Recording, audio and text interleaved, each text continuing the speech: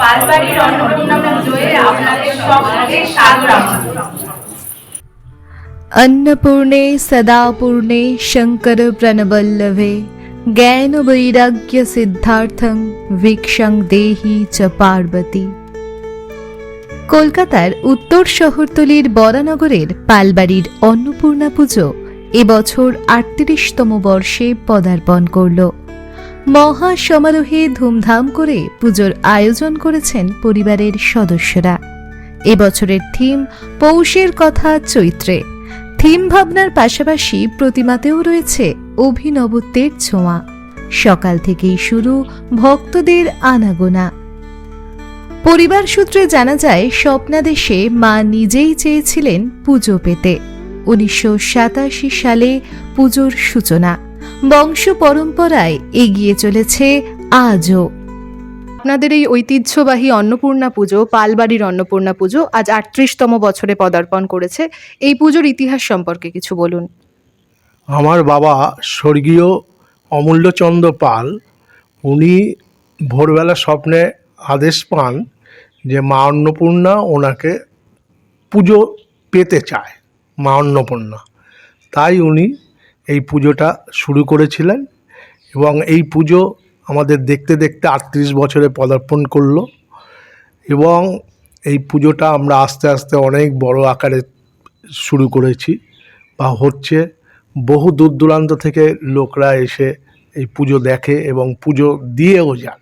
আমরা জানলাম আপনাদের পূর্বপুরুষ স্বপ্নে আদেশ পেয়েছিলেন অন্নপূর্ণা পুজোর। তার স্বপ্নাদেশটা সম্পর্কে আপনি যদি একটু বলেন। মানে আমার শ্বশুরমশাই অমূল্যচন্দ্র পাল সেই অন্নপূর্ণা মার স্বপ্ন আদেশ পেয়েছিলেন।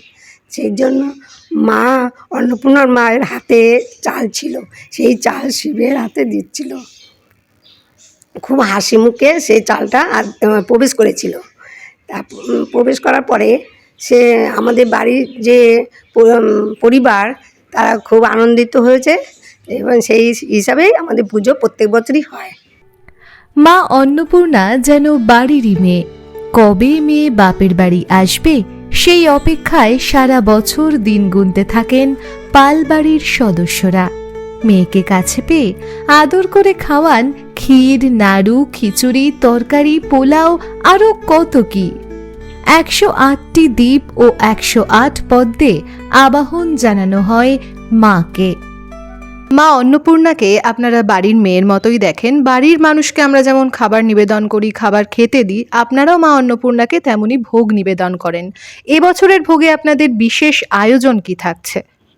এইবার আমরা বাড়ির সবাই সদস্যরা একসঙ্গে মিলেমিশে নাড়ু বানাই, নারকেল নাড়ু, ক্ষীরের নাড়ু বানাই। তারপরে ভোগের মধ্যে থাকে সুজি, লুচি, মালপোয়া, তারপরে অন্ন থাকে, খিচুড়ি থাকে, পোলাও থাকে, তার মধ্যে ৫ রকম ভাজা থাকে, ২ রকম ডাল, তারপরে পটলের তরকারি, পনিরের তরকারি, আরও অনেক কিছু থাকে এর মধ্যে।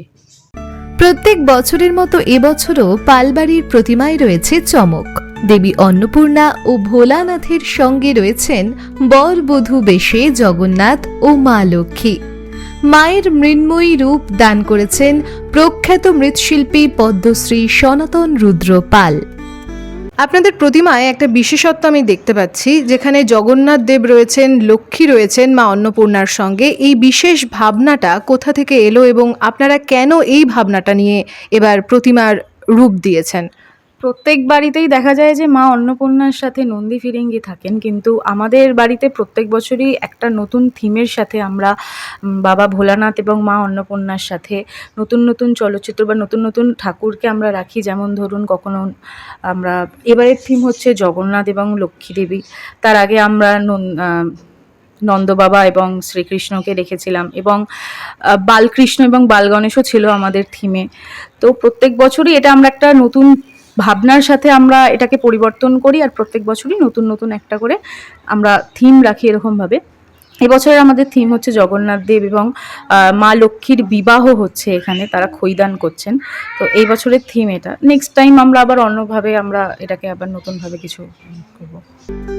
বাড়ির পুজোয় থিম ভাবনা বিরল, তবে প্রাচীন বাংলার ঐতিহ্য সযত্নে লালন করতে চায় পালবাড়ির সদস্যরা। পৌষের কথা চৈত্রে, এই থিম ভাবনা তারই প্রতিচ্ছবি। মণ্ডপসজ্জার কারিগরি নিজে হাতেই করেছেন পরিবারের সদস্যরা।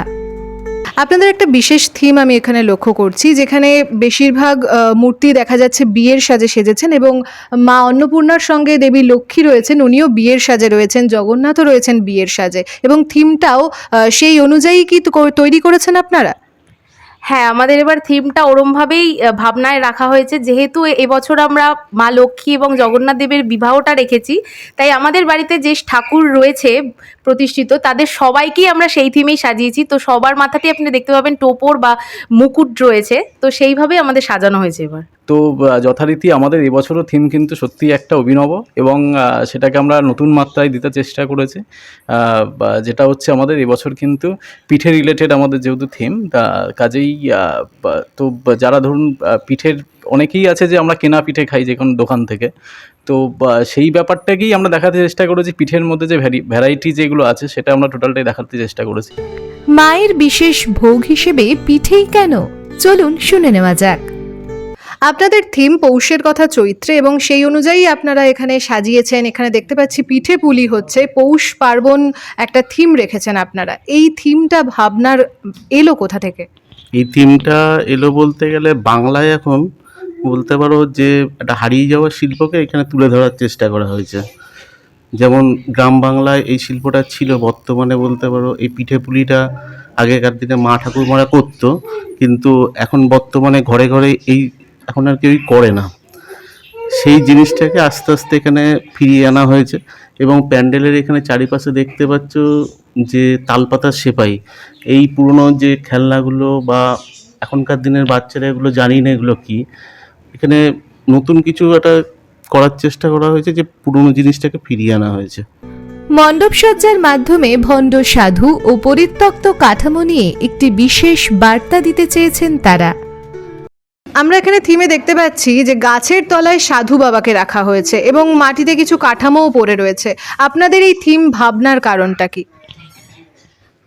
আমাদের এবার পুজোর পরিকল্পনাই হচ্ছে যে পৌষের কথা চৈত্রে, যেখানে আপনারা দেখতেই পাচ্ছেন যে এখানে এক সাধুকে বসানো হয়েছে, কারণ চৈত্র মাসে সাধু সন্ন্যাসীরা ভণ্ড সাধুরা বেরোন। ঠাকুরকে গঙ্গায় ভাসান দেওয়ার পর যে কাঠামোগুলো পড়ে থাকে সেই কাঠামোগুলোকে অশ্রদ্ধার সাথে গাছতলা এখানে সেখানে যে ফেলে রাখা হয়, আমরা এই থিমের মাধ্যমে বার্তা দিতে চাই যে এইভাবে যে ঠাকুরগুলোকে আমরা নিষ্ঠার সাথে পুজো করছি, সেই ঠাকুরের কাঠামোগুলোকে এরকমভাবে যেখানে সেখানে ফেলে রাখা উচিত নয়। অন্নই পরম ব্রহ্ম। মা অন্নপূর্ণা আমাদের শেখান দান, ভক্তি আর শুদ্ধতার মাহাত্ম্য। পালবাড়ির সদস্যদের কাছে এই পুজো শুধু উৎসবই নয়, ভক্তি, ঐতিহ্য আর পারিবারিক বন্ধন।